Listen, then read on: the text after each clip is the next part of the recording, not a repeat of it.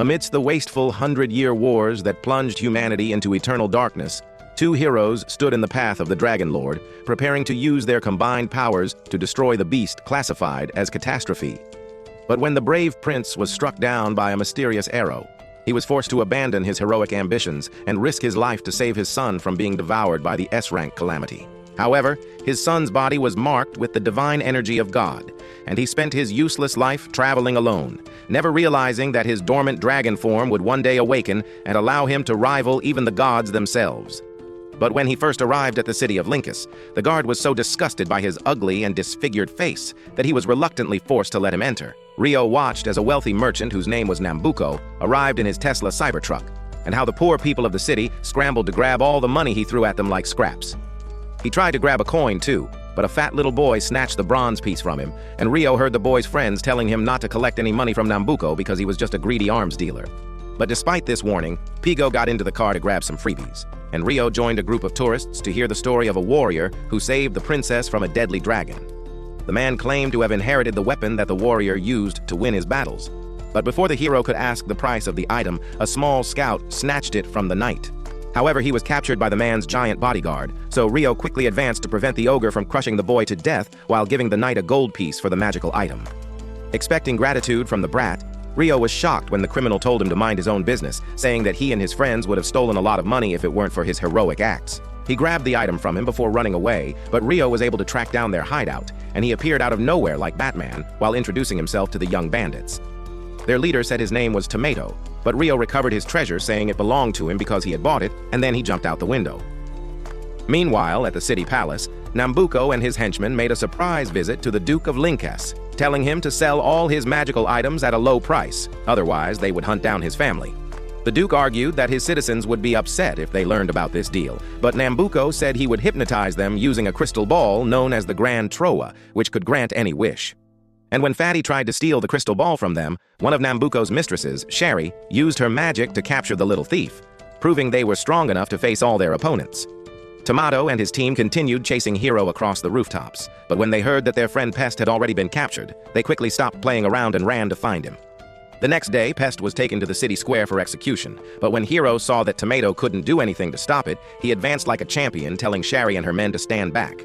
Since she was too tough to face a loser in a Halloween costume, Sherry told her soldiers to fight him, but Hero defeated all of them without even drawing his sword naturally. Shocked by his used gesture, Sherry cast lightning at him using her magic wand, but Hero emerged from the explosion and cut down all her guards with just a single swing of his blade. However, the men realized their armor was still intact, and when Sherry realized that Hero's sword was just a piece of fake plastic, she ordered her soldiers to tear off his limbs.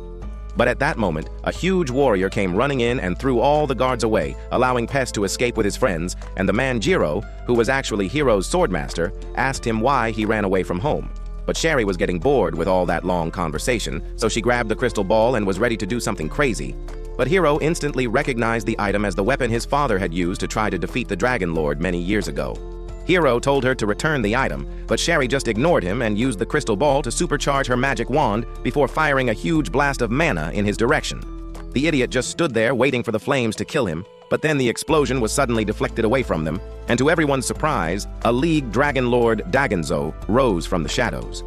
Filled with so much rage for the creature that killed his parents, the hero jumped to attack the dragon, but Dagonzo grabbed him and electrocuted him until he fell unconscious.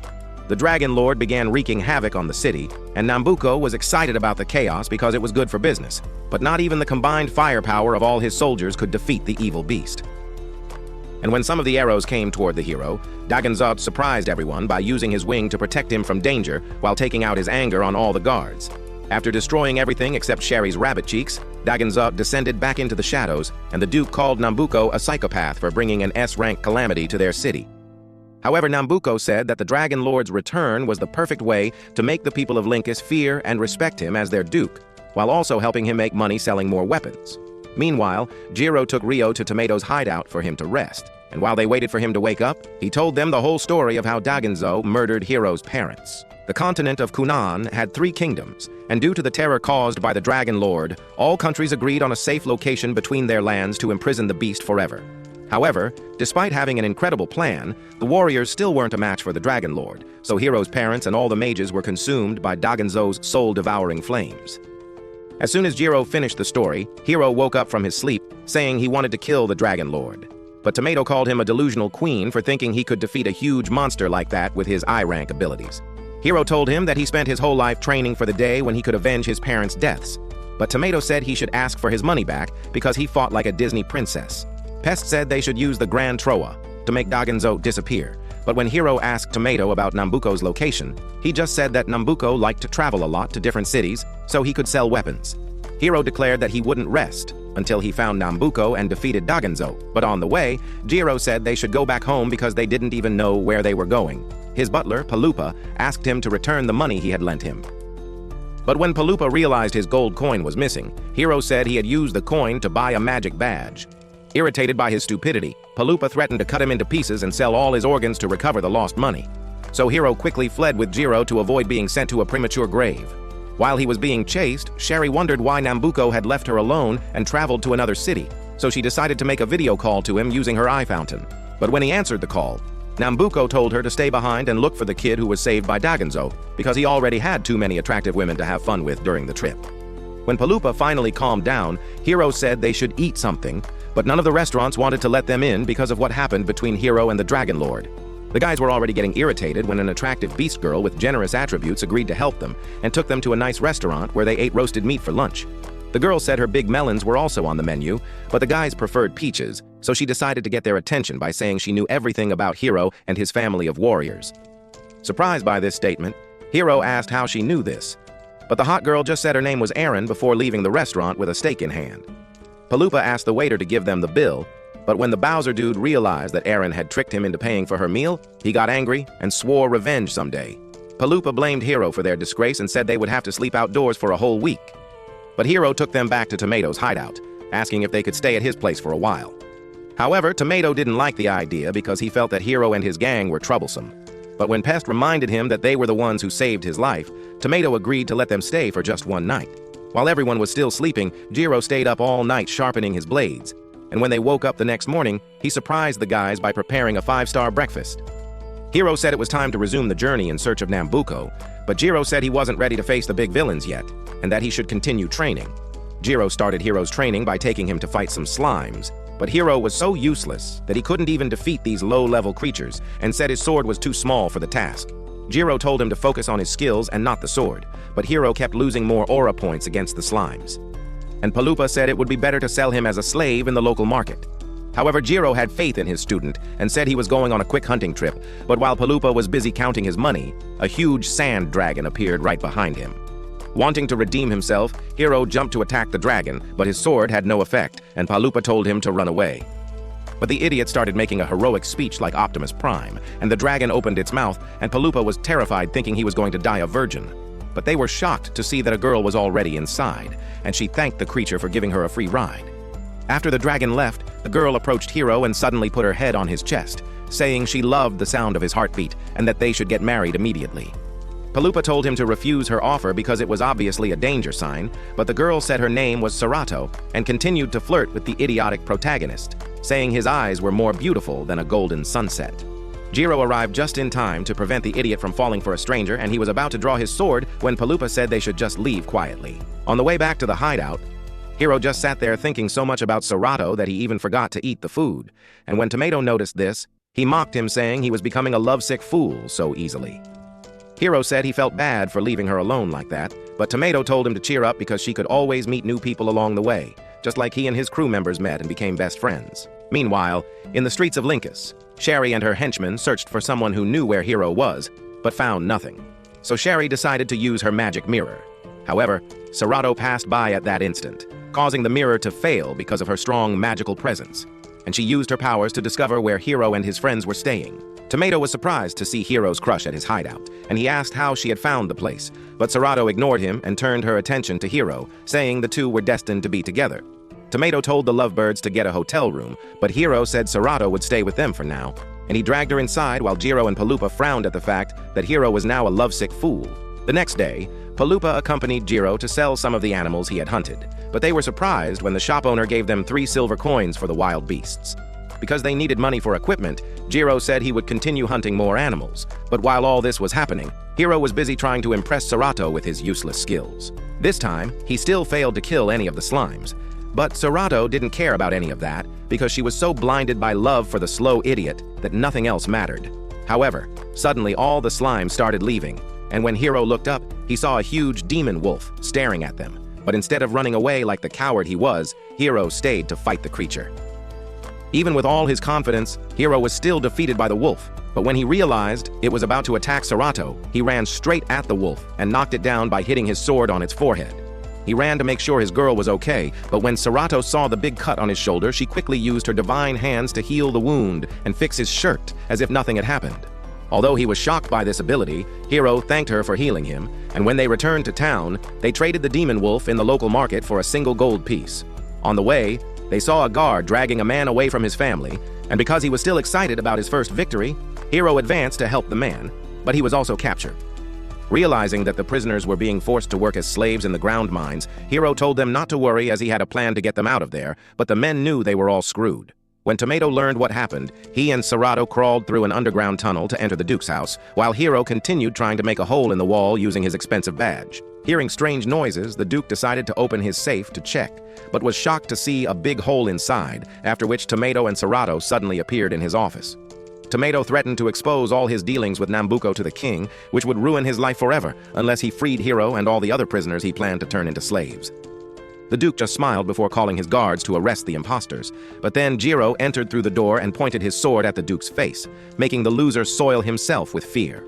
He finally agreed to free Hiro and the others, and when Hiro saw that Serato had also come to save him, he turned to her, ignoring Tomato and the guys who risked their lives for his freedom. Sherry heard the news about Hiro's arrest, but when she arrived at the Duke's palace, Hiro and his team had already gone, and all the prisoners finally reunited with their families. Remembering the good times with his own parents, Hiro swore to make them proud someday by killing Dagenzo, and when they returned to the hideout, he and the guys celebrated the victory with a huge dinner. However, the next morning, Hiro wasn't happy with the squid pudding that Jiro made for breakfast, but Palupa told him he had no choice but to eat the squid after spending all the money on a useless item. Jiro reminded him that their combat training continued today, and he said Serato wasn't allowed to accompany them this time, so Hiro was forced to leave her at the market. While she looked for something cheap to buy with her gold coin, Serato met Aaron for the first time, who took her to a famous thermal spring where they could relax and talk about boys.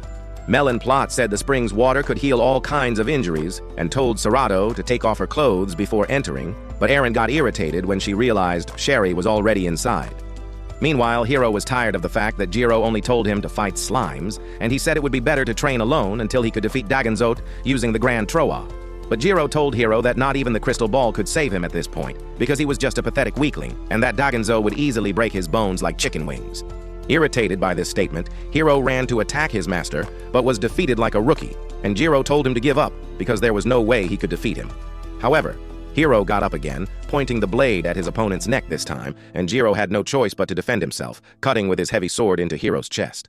When the other guys saw what happened, they called Jiro a traitor for attacking his own student, but Jiro said he would fix everything by taking Hiro to the healing thermal spring.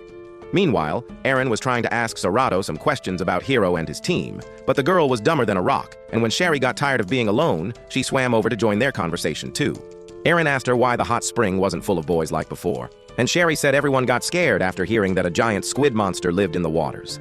But when Aaron tried to tell her to sit next to them to avoid catching a cold, Sherry got irritated and told her to stop making the other girls jealous with those big cannonballs on her chest. The guys arrived at the thermal spring, and Jiro told the others that he was just trying to test how serious Hiro was about his revenge, and that he never planned to attack him in the first place. The water immediately began to heal Hiro's wounds, and when Sherry realized her target was nearby, she got excited, but Aaron knew she had to stop the little witch from capturing Hiro. When the idiot finally woke up from the coma, Jiro apologized to him, saying he was just trying to make him a better warrior, and he agreed to let him continue the journey in search of Nambuko. However, Sherry's guards were trying to force the sea monster to capture Hiro and his friends, but when Squidward came out of the water, he grabbed Serato and threw Sherry away like a piece of trash. Hiro was worried about his silly girlfriend, but in the blink of an eye, Jiro jumped and cut the squid into large pieces of sushi, while Hiro ran to make sure Serato was still alive. When they returned, Hiro and the guys sold the monster in the market and used the money to buy more weapons, but just when they were about to leave, Tomato surprised everyone by saying he wanted to come along. Pest and the others begged him to stay, but Tomato said he wanted to help Hiro acquire the Grand Trawa so he could use it to wish for a better life for all of them. Impressed by his altruistic heart, Hiro agreed to let Tomato join the team. But on the way, they met Eren, who told them it was Shari and her men who sent the squid monster after him. Asking if she could join their team, Paloopa and Jiro strongly refused. But when Eren said she knew how to find Nambuco, Hiro forgot all her past crimes and said she could come along. As they traveled through the lonely desert, Tomato and the other guys were irritated with Hiro for acting like he was the boss. But Eren said she respected him for letting her join the team. While the idiot was acting all tough, he fell into a quicksand trap, but without everyone knowing, Nambuco and his squad were spying on their adventures using special Eagle drones. The team passed through a large canyon where Tomato was too scared to cross to the other side, and they all stopped near a waterfall to see a beautiful rainbow in the sky.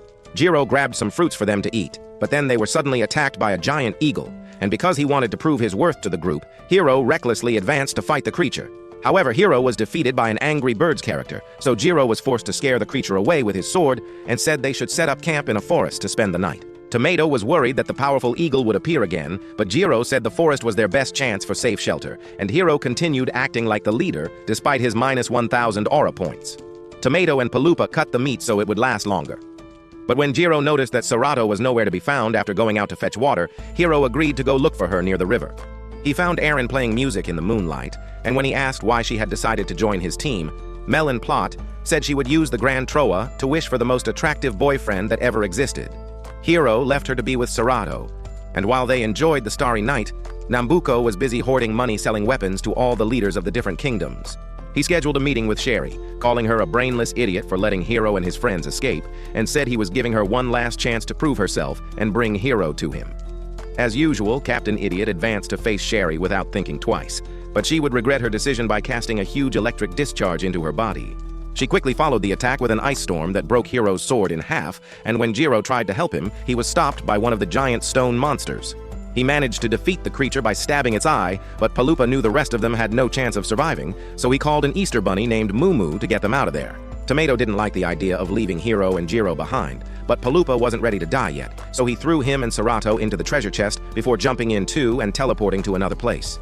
Shari was ready to destroy Hiro once and for all, but then Jiro ran to stop her, so she trapped him in a dark energy force field and split the ground in two to keep him away from them. Shari said she was going to kill Jiro for ruining all her plans in the past. But when Hiro heard this, his body suddenly began to change. He destroyed Shari's wand before transforming into an incredible demon. His entire body was covered by rock flames, and Shari ordered her men to attack him. But the demon hero terminated them in an instant, and Shari quickly teleported back before he could shred her apart. After she left, Hiro lost consciousness and dreamed he was drowning in a dark abyss where his demonic powers were all that existed, until he finally woke up in the middle of the desert. He heard some big footsteps approaching, and Hiro quickly hid behind a rock to avoid being seen by Nambuco and his men, but still couldn't get over what had happened during the fight with Shari. He decided to follow Nambuco to get some answers, but when Moo Moo transported Paloopa and the others back to the battlefield, they were shocked to see that Jiro was seriously injured. Using her divine touch, Serato managed to heal Jiro a bit, but when she asked him to tell her where Hiro was, he ran to the edge of the cliff, and they saw all the soldiers that the demon hero had defeated. The guys were shocked that Hiro had beaten all those guards, especially since he was a talentless loser with no sword skills, and they wondered if he had somehow cheated to get magical powers. However, Paloopa was irritated with Eren because she always disappeared when things got bad, and he promised to teach her a lesson by putting her big melons in his mouth like a jawbreaker next time that happened. Meanwhile, Jiro secretly followed Nambuco to a testing site where he showed a client his latest invention, using a machine to fuse the body of a monster and 3 humans into a horrible hybrid. The creature advanced directly at them, but Nambuco's guards quickly brought it down, and the Duchess praised him for his work, saying she could hardly wait to test the weapon. Seeing how he had killed those innocent men, Jiro could no longer hold back and came out of his hiding place to confront Nambuco, who told him to get lost because it wasn't his problem. He was about to draw his sword when he realized Shari had broken it before, so Jiro decided to fight Nambuco without a weapon, but was defeated in less than a minute. He told his men to capture him, and when they returned to the village, Nambuco made sure to keep the Duchess busy with some male servants before leaving to meet Shari. She apologized for not capturing Jiro herself, saying he transformed into a scary demon at the last minute. But Nambuco told her not to worry and gave her a big bag of money to thank her for trying. Jiro and the others saw the dead hybrid on the ground. But when Jiro noticed a familiar logo on one of the weapons, he realized that Jiro must have been captured by Nambuco. He tried to fight to escape, but Nambuco arrived with a bag of tools, saying he was going to torture Jiro and watch him scream until he told all his secrets. Asking him what he knew about the Dragon Lord, Hiro responded saying that was none of a dumb merchant's business. But Nambuko told him that the chaos with Daganzo's return would be good for his business. He placed the dagger on Hiro's arm to make sure he answered correctly. But then Nambuko was interrupted by the Duchess, who complained that the boys he assigned to her were terrible in bed. Jiro was happy that his arm was still intact and managed to free his feet from the rope before using the special badge he bought to cut the other bindings. But when Nambuko's chief scientist, Dr. Bafalapa, arrived to inspect the room, he realized that Jiro smelled a lot like Serato, so he asked if she was still safe and alive. Although he was shocked by how the old man knew Serato, he said she was fine. But Lapa kept asking him more questions, so Jiro told him how Serato put her head on his chest the first day they met. He listened to Jiro's heartbeat to confirm if he was lying, and when Lapa realized he was telling the truth, he started freaking out. But Jiro used this as an opportunity to cut the last rope holding him. He ambushed the old man and tried to squeeze his neck, but Lapa threw him away like it was nothing, and told Jiro to take care of Serato because the two were destined to be together. Jiro said there was no way he could keep her safe because he was Nambuko's prisoner, so Lapa gave him a magic potion that could transport him anywhere he imagined. He drank the potion thinking of Serato, and Jiro's body began to glow with a magical aura before disappearing into the sky and landing in front of Jiro and the others just when they were about to look for him. When Nambuko returned and realized what Dr. Lapa had done, he got angry and pointed his dagger at the old man, but decided to spare his life because he would need him to make more weapons in the future. Hiro and the group took shelter in a cave that Jiro identified as an abandoned gold mine, and he told them everything Lapa had said while he was still captured. Smelling a familiar scent on his shirt, Serato said Hiro smelled exactly like Dr. Lapa, and when he asked her how she knew the old man, she surprised them by saying Lapa was her father. Everyone was confused by the family drama, but Jiro changed the subject, saying there was a possibility that Hiro was carrying Daganzo's heart, which would explain why the Dragon Lord had protected him before. Jiro said the heart swap must have occurred when Hiro's father tried to save him from Daganzo's flames, which meant he really transformed into a dragon the day they fought Sherry. Hiro couldn't believe he was carrying the heart of the creature that killed his parents, and he ran out of the cave in frustration, but Jiro and Palupa quickly arrived to cheer him up. They reminded him of the time when he was a little boy, and how he always crouched down to cry whenever something bad happened, but Jiro said he couldn't remember any of those memories. However, Palupa pointed out that he was doing exactly the same thing now, even after all these years, just like when he lost his parents and refused to be part of the funeral. He also told him that Jiro had been secretly studying magic for 10 years to find out what really happened to him on the day his parents faced the Dragon Lord. Because of the love and respect they had for him, Jiro and Palupa promised to always protect him from danger, and Hiro said he would never give up until he defeated the Dragon Lord. They continued their journey through the forest, and Palupa was upset that Eren had been ignored for the third time, but Serato was happy to be able to hear Jiro's heart once more. Tomato tried to tell him to activate his dragon form, but Hiro said it was only for emergencies, and while they argued, Sherry used a giant eye to monitor all their movements. Arriving at an abandoned village, Palupa said they should rest a bit before continuing, but Tomato noticed there was something strange about the town, so he entered one of the houses to investigate. As Jiro walked through the village, he began to have flashbacks of when he was a child, and his parents were killed by an angry mob of villagers. His father was an ogre who married a human, and since the other ogres weren't happy with this union, they captured both of them and hanged them to death while Jiro watched and cried. He ran away from home and was about to die in a lonely desert when Hiro's father, Sem Urbaro, found him and brought him back home to become an older brother to Hiro. Tomato kept searching through the house until they were ambushed by a hybrid monster, so he ran back to warn the others, but Hiro couldn't help because he didn't have a sword. The monster advanced directly in their direction, but luckily Jiro was right there to block it with his sword, and he tried to cut the creature in half, but the hybrid dodged the attack and knocked him out with a flying kick. His buddy advanced to attack Hiro, and Tomato advised him to activate his dragon form. But when the loser tried to channel his inner dragon, all he managed was just a small sandstorm. The hybrid was about to shred him apart when Jiro suddenly appeared and cut its belly with his sword, making the creature fall and the red in its eyes disappear. Meanwhile, Eren made a trip to Nambuko's house, and Sherry thought she had come to visit her, but when it finally came time to meet him, she abandoned Sherry and went in to sell some information to Nambuko.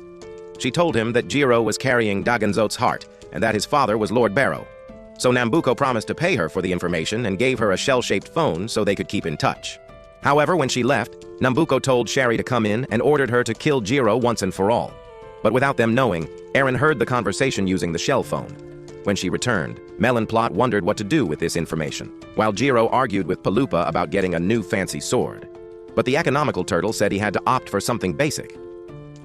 They booked hotel rooms, but Paloopa didn't pay for any food service, and when Tomato asked how they were going to eat, Paloopa said Jiro would prepare their food in the room to save money.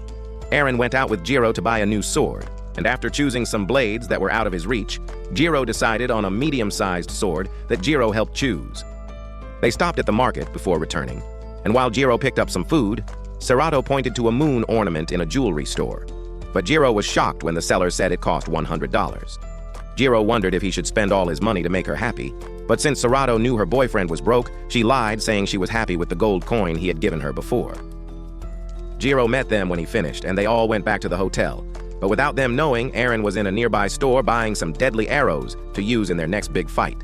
They settled in to enjoy Jiro's food, and Tomato noticed that Serato hadn't touched her food, but Jiro reminded Hiro about how Dr. Lapa had said he would one day meet Master Tell. And since no one else knew who he was, Jiro told them that Master Tell was once a magic instructor for Hiro's father, and Serato was surprised to say that Master Tell was also her friend. Confused by the strange connection, everyone agreed that it would be best for them to meet Master Tell as soon as possible, and they all went to their different rooms to sleep for the night. However, while Tomato and Paloopa slept peacefully, Jiro and Hiro had trouble sleeping, and Jiro said he always had to stay awake to make sure everyone was safe. Hiro told him he hadn't been sleeping much since the day he found out he was carrying Dagenzo's heart, but then Jiro heard an explosion from outside and quickly got up to check. A mysterious shadow monster was exploding houses in the neighborhood, and the hero ran to see what was causing it, but was shocked to discover that the creature was actually Dagenzo. The Dragon Lord began devouring the souls of innocent villagers, and the hero drew his sword to help them, but Jiro blocked his path, saying that fighting Dagenzo now would be too dangerous. Hiro insisted he was ready, but Jiro pushed him aside before crushing the shadow with his sword, and although he hit it squarely, Dagenzo began to swallow him too. However, Sherry appeared out of nowhere saying it was she who summoned the creature, and that it wasn't actually Dagenzo, but a shadow beast invented by Dr. Lapa known as Doko. Serato tried to run to help Jiro defeat the creature but was stopped by an explosion on the way, and Dr. Lapa was happy to see his precious daughter was still alive. Sherry told Doko to devour Jiro, and then she used her staff to transmit a huge amount of electricity through his body as he struggled to prevent the weapon from piercing his heart. However, he was too weak to stop her, and the staff went through his chest, forcing Jiro to abandon his human form and activate his powerful dragon form to stay alive. Sherry quickly hid behind her guards because she knew she was no match for the dragon hero, and Jiro wanted to help but was still trapped. So Aaron used one of her arrows to destroy the shadow and free him, and then suddenly from the ground emerged Dagenzo, which made Nambuko very happy. But when Jiro ran to save the young warrior, the hero used his sword to knock him down instantly. Satisfied with all the chaos he caused, Dagenzo returned to his underground hideout. But when the hero returned to his human form, he cried bitterly, knowing he was responsible for Jiro's death. However, Serato and the others managed to help him and take him back to the hotel room, and while Paloopa tried to prepare breakfast, Tomato ran to tell him that Jiro had woken up. Hiro was so happy to see his mentor alive and apologized for what happened. But when Jiro smelled the disaster that Paloopa was cooking, he told the dwarf turtle to never enter a kitchen again in his life.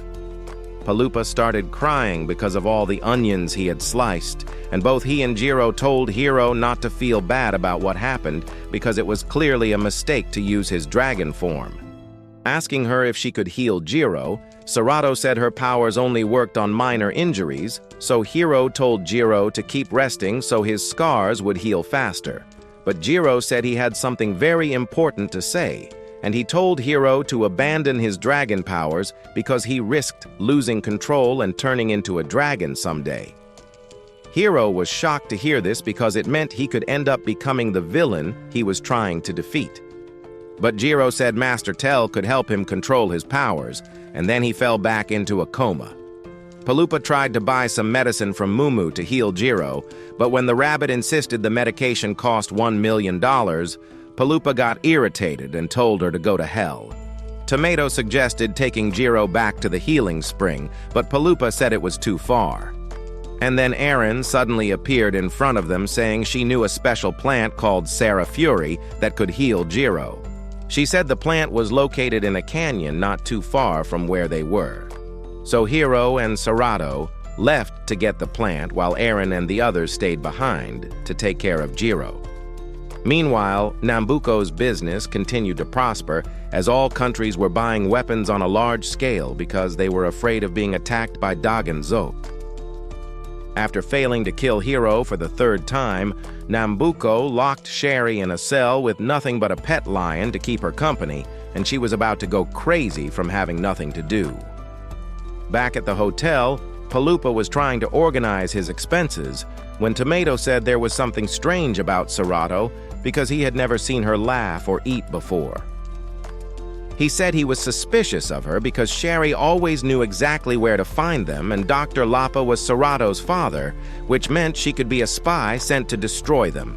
However, Palupa told him to relax because what mattered now was that Jiro got better, and when they arrived at the canyon, Hero and Serato searched for an hour without finding anything. They were suddenly ambushed by a giant frog, and since Hero was like a plot snack for Serato, he grabbed her and ran away instead of fighting the strange creature. They fell into a hole in the ground, then the rain started to fall, and Hero was about to lose his mind when Serato pointed out that the plant they were looking for was on top of a hill. While Hero struggled to get the plant, Aaron told the others that Nambuko was trying to kill Hero in every way. And when Tomato asked how she knew this, Aaron said she had heard using a special shell phone. According to her, Nambuko was trying to discover the connection between Hero and Dagonzot, because if he learned to summon the Dragon Lord at will, he could easily become the richest man alive selling weapons. Besides all this, Aaron said Nambuko was tricking countries into hating each other and buying more of his weapons, and that this could lead to a deadly war soon. She told them to think of a quick plan because a war between the three kingdoms would mean that traveling would become much more difficult, and this could prevent Hero from obtaining the Grand Troa and defeating Dagonzo. Meanwhile, Hero kept trying to pull out the Seraph Fury from the hill, but the plant simply wouldn't budge, so suddenly the ground began to shake, and they realized the hill was actually a giant turtle. The turtle tried to say that Hero should free him, but he grabbed the Seraph Fury herb saying he wasn't going to give up, and when he was about to fall, Hero stood up and pulled the damn plant from the turtle. However, he got carried away and slipped off the turtle, falling straight into Serato's arms. And to distract her from that awkward moment, Hero said it was the first time he had seen her laugh. When they returned to the hotel, Hero gave Jiro the medicine he had made using the Seraph Fury plant, and he improved instantly. Then Tomato went outside to call Pest and the others using Aaron's shell phone. Hero thanked Rio and Serato for saving his life and said he was ready to get back to work. But Palupa told him to sit his ogre butt down and enjoy his new and improved chicken soup. When he came back inside, Tomato said Pest had told him how all the adopted children in Lincus were being captured and taken to the mines to dig magic stones for the Duke. With tears in his eyes, Tomato said he was going to get the Grand Troa so he could help his friends have a better life. And to his surprise, Serato started crying too. The next day, they all traveled to the sacred mountain of Jiruku to meet Master Tell. And Jiro felt it was a waste of time, but Hero insisted he had to do this before fighting Dagonzo. However, Master Tell suddenly appeared in front of them, saying they should have brought gifts when visiting him. So Palupa and Hero bowed to apologize and introduce themselves to the wizard. But when he recognized Serato, Master Tell ignored all of them and went to hug her, while Hero almost turned into a vampire from jealousy seeing the old man stroke his girlfriend's hair. They followed back to the cave, where Hero told Master Tell about Jiro's powers that were acquired from Dagonzot's heart and asked the sorcerer to advise them on how to deal with the situation. Master Tell used his finger to unleash hell inside the cave and said it was just an imitation of the soul-devouring flames that Dagonzo used to destroy all those heroes many years ago. Master Tell said he had no advice for them, but Hero got irritated and called the old man a fraud, saying if he was powerful, why didn't he help his parents defeat Dagonzot? However, the wizard told him that not even 100 mages were strong enough to defeat the Dragon Lord because Daganzot's powers came from the gods, and therefore no human could match his strength. Despite all this, Master Tell agreed to train Hero, but when they went outside, he told Hero to get meat in the forest and said Tomato should fetch fresh water from the lake. Aaron left to avoid doing any chores, and when it came time to train, Master Tell told Hero to do some strange exercises like walking in a straight line and squeezing a sheet of paper. And although Paloopa trusted the wise wizard's judgment, Hero had difficulty understanding how all this would make him a better fighter in time to fight Daganzot. Master Tell told him to throw the paper away, but Hero didn't want to because Serato's face was on it. And when Serato approached to see the image, the sorcerer noticed there was a strong bond between the two. Meanwhile, Aaron sat on a nearby hill to get a better signal on her shell phone and heard military agents from each of the 3 countries saying they were ready for war. Back at the training ground, Master Tell told Hero to pick up a stone and throw it wherever he wanted. But when the stone fell to the ground, the wizard noticed it glowed with a magical blue aura, and he said life was like that stone on the ground. Paloopa and Serato praised his wisdom, but Hero told the old man to stop talking nonsense and teach something useful for the first time. So Master Tell said they should train with swords instead. And with a single movement of his hand, the wizard cast Serato's wand into the sky using an invisible weapon known as the Koku Blade. He told Hero to try the Koku Blade for himself. And although the idiot thought nothing happened, his invisible sword movement managed to cut a tree stump behind Master Tell. The wizard praised him for using the Koku Blade on his first try and told him to keep practicing his stance. Then, Jiro and Tomato arrived seconds later with food and water for everyone to feed.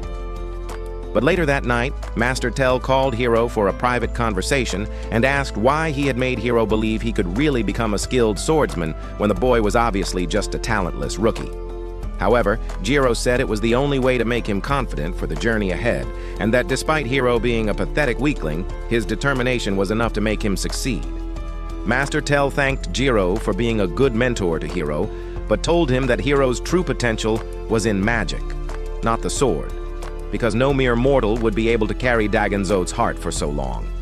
He told Jiro that while training earlier, Hero's Koku blade cut was so strong that he almost had to conjure a defensive spell against it, which meant he was a magic prodigy just like his father. The wizard also said Hero could possibly become a dangerous warrior in the future, but to prevent this, Jiro should make sure he and Serato stayed together no matter what happened. Master Tell told Hero that to complete his training and leave the mountain, he would have to strike him with his Koku blade from a long distance without taking a single step, and since he wanted to continue his journey, Hero agreed to take the final test. But when he swung his invisible sword at the old man, nothing appeared to happen, and Master Tell just pretended to have been hit. Everyone said goodbye to Master Tell before leaving the mountain, but what Hero didn't know is that his Koku sword cut was so strong that he had shattered the old man's shield. They traveled through a forest and a farm before reaching a place called Dead Desert, and Jiro said they needed to cross this desert to reach Nambuko's castle. However, they were suddenly ambushed by one of Nambuko's eagles. And although Jiro managed to defeat the giant creature, Tomato wondered how Nambuko always knew where to find them. But at that moment, they heard Nambuko's voice calling Aaron from her shell phone, and they realized she was responsible for passing information to him about all their movements. Jiro and the others were disappointed in Aaron for ratting them out so easily, and when they asked why she did it, Aaron said her job was literally to make money from other people's information. With nothing more to say, Jiro and the gang continued their journey through the desert, leaving Aaron behind. But the Lady Melon plot felt they wouldn't survive a single day without her help. Back at their hideout, Sherry agreed to fuse with her pet lion just to please Nambuko. And although one of the guards told her not to do it, Sherry said her whole life belonged to Nambuko. As Jiro and his team advanced deeper into the desert, they began to feel weak because of the massive heat wave. And when night fell, they almost froze to death due to the cold desert night. They continued their journey the next day amid a sandstorm, and Jiro realized they were out of water. But Palupa fell into a sand trap occupied by a giant desert spider. Jiro threw his tunic for Palupa to hold, but the sand was too slippery for him to climb up and reach the tunic. And Jiro prevented Tomato and Serato from jumping in too. However, someone threw a rope into the hole, and when Palupa looked up, he was shocked to see it was Aaron, and she said to refer to her as Dame Aaron if he wanted to get out in one piece. Desperate to stay alive, Palupa did what she said, and everyone helped pull him out of the sand hole. But Jiro was still mad at Aaron, so she told them to take her back, because they would all be lost without her guidance.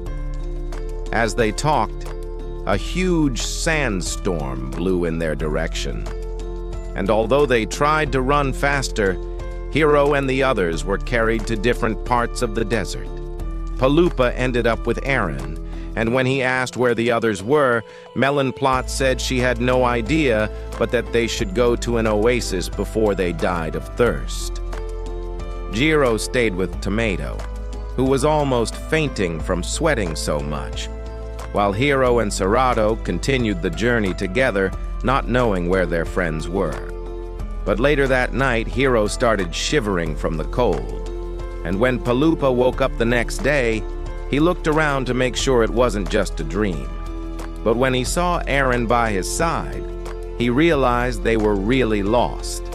He saw an insect creating water drops from the surrounding air, and Palupa tried to do the same. But Aaron told him the insect could only do that because its body had no heat. They met Jiro on the way, who said Tomato could faint at any moment. And then Aaron told them to follow her to the oasis if they wanted to live. Meanwhile, when Serato saw that Hiro was about to die from heat stroke, she took off her clothes and channeled her inner healer to make her body produce water for him. Nice, huh? With Aaron's help, Palupa and the others found the oasis, and Jiro quickly gave some water to Tomato to keep him alive. But Hiro and Serato were suddenly ambushed on the way by Shari the lioness. Serato tried to protect her boyfriend, but Shari gave her a beating and teleported out of the desert with Hiro, while armies from each of the three kingdoms gathered around to start their war. Shari returned with Hiro, and Nambuko said he was the key to unleashing chaos in the world. But Hiro didn't care about any of that, and told Nambuko to hand over the Grand Troa. However, Nambuko told him to come and get it. So Hiro advanced to attack him with his sword, but the merchant stopped him by pointing his blade at Hiro's neck. He said they had met before, and when Hiro asked how, Nambuko confessed it was he who shot an enchanted arrow at his father when he tried to capture Daganzot. Since Nambuko had acquired an ancient item called the Dragon's Blood Crystal, he was able to survive Daganzot's soul-devouring flames, while Hiro's parents and all the other mages died burned.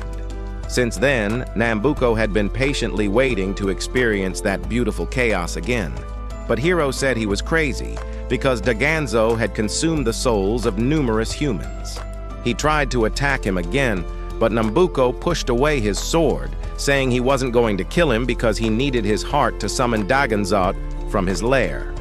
Back in the Death Desert, Jiro and the others searched for Hiro, but when they used the shell phone to try to locate him, they heard Serato calling for him instead. Following the sound of her voice, the gang found Serato banging her wand on a metal projection, and Palupa wondered if all the heat had finally driven her crazy. But Jiro said she was probably trying to summon something with the noise, and at that moment, a huge dragon descended from the sky and swallowed Serato. Jiro advanced to attack the beast, but then the dragon opened its mouth for him too, and Serato said the creature was friendly and offered to take them all to find Nambuko. When they arrived at his headquarters, Tomato said the place looked like a haunted house. Then she said this used to belong to a demon lord known as Dorakes, who was defeated by the brave warrior Dalovart. She suspected that Nambuko had turned the place into his castle because he wanted to use the magical power that was stored there. But as they were talking, an arrow was fired that hit the dragon's wing. They managed to land in a safe place before the dragon fell, and while they thought of a way to enter the castle without being seen, Dr. Lapa suddenly arrived looking for Serato. He teleported using a magic door, so Jiro and the others used it as a means to enter the castle. But everyone was surprised that a horrible clown like Dr. Lapa could actually give birth to Serato. However, Serato said she was a magic doll created according to Nambuko's orders, and Paloopa finally understood why she never ate her food and was always acting strangely. Jiro asked why she was created, and Dr. Lapa said Nambuko wanted a battle robot made of dragon's blood crystal that could still fight in lands burned by Daganzo's flames. However, Dr. Lapa had other plans and made Serato behave like a human girl instead of a weapon. But when Nambuko realized this, he ordered him to get rid of her immediately. However, Serato was like a daughter he never had, so Dr. Lapa helped her escape from the castle, and that's why she ended up meeting Hiro and the others. When Jiro said Hiro was carrying Daganzo's heart, Dr. Lapa finally understood why Serato was so attracted to him, because she was made of dragon's blood crystal and she didn't have a heart. Dr. Lapa told her to forget all about Hiro because Nambuko was about to start his plan to summon Daganzo, and that he would probably use her as a weapon to fight his enemies. But Serato started acting like a silly teenager and told her father that Hiro was the love of her life before running off to find him. So Dr. Lapa begged Jiro and the others to take care of his daughter. They rushed to the place where Hiro was being held captive, and Serato said Nambuko should take her and let him go. But he said that wasn't possible because he needed both of them for the big plan. She approached him, and Sherry punched Hiro in the stomach before activating the magic portal to take them away. But when Jiro tried to stop them, she came out of the portal and attacked him instead. Nambuko took them to Balbagwa, the place where all the mages tried to defeat Daganzo many years ago. And when the solar eclipse began, all the soldiers thought the Dragon Lord had swallowed the sun. Sherry told the others that Nambuko planned to use the magic inside his castle to fuse all the soldiers' bodies with Daganzo, so he could create an even deadlier beast to control the entire continent. When the castle door closed, Nambuko's hologram appeared, telling them that the souls of all the people trapped inside would be transformed into magic and used to help him create a dragon hybrid. Sherry was hoping Nambuko would take her to Balbagwa, but when the hologram finished without him appearing, she realized he had tricked her into participating in the magical sacrifice. Everyone started to panic, and Lapa said the castle was designed to absorb the magic inside it, making it impossible to escape using any kind of magical item or technique. However, it was just Dr. Lapa's figure that was talking to them in the castle, and the real Dr. Lapa arrived at Balbagwa to prevent Nambuko from using Serato for his evil purposes. But Nambuko knocked the old man down with a wind blow from his staff, and used a voice command to activate Serato's evil mode before transforming her into an elite battle robot. He told her to beat Hiro to a pulp, and while Serato kicked the loser's butt, Jiro and the others were trying to figure out a way to get out of the castle when Paloopa remembered they could just call a Mumu Uber. But Mumu said she couldn't enter the castle because of the magical restrictions, so Paloopa asked her to give them a weapon instead, which they pooled money together to pay the greedy rabbit. She opened a hole in the castle with her plasma cannon, and Sherry teleported to Balbagwa at the exact moment Hiro was about to attack Serato in his dragon form. Serato used her robotic arms to hold him in the air, and Sherry still attacked Jiro from behind, despite Nambuko trying to sacrifice her like a useless sheep. Hiro kept trying to scratch her with his claws because he dodged all his attacks with such ease and started crushing him into the ground while Nambuko watched and enjoyed the show. Jiro tried to help but was busy with Sherry, and when Serato tried to stab Hiro in the eye with her blades, Daganzo suddenly appeared and pushed her away with his tail. Everyone was terrified of the Dragon Lord, But Nambuko was excited and activated the machine that would fuse Daganzote's body with all the soldiers present in Balbagua.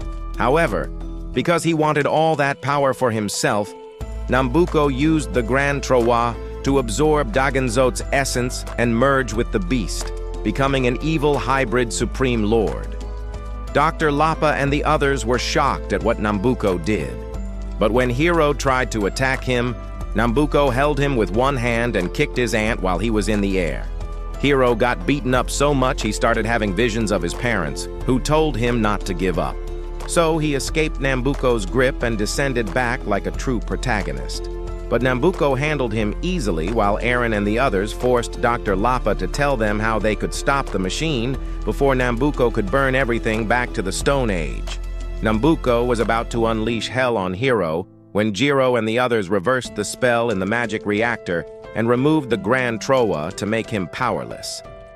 But they arrived too late, as Nambuko had already merged with Daganzote, becoming a deadly being, and he destroyed the whole place with his soul-devouring flames. However, Serato used her divine wings to protect Hiro.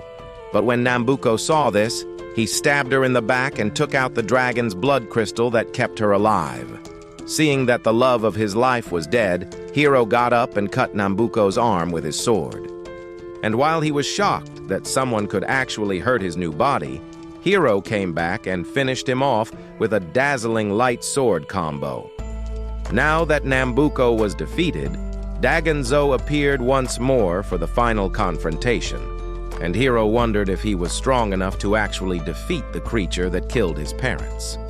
But when he remembered his training with Master Tell, Hiro grabbed the Grand Troa from Tomato and used it to make a visible Koku blade before advancing to stab Daganzote in his scar. Hiro pulled his heart from the Dragon Lord's chest, but instead of exchanging it with the one he already had, he descended and placed the heart inside Serato to transform her into a real human girl.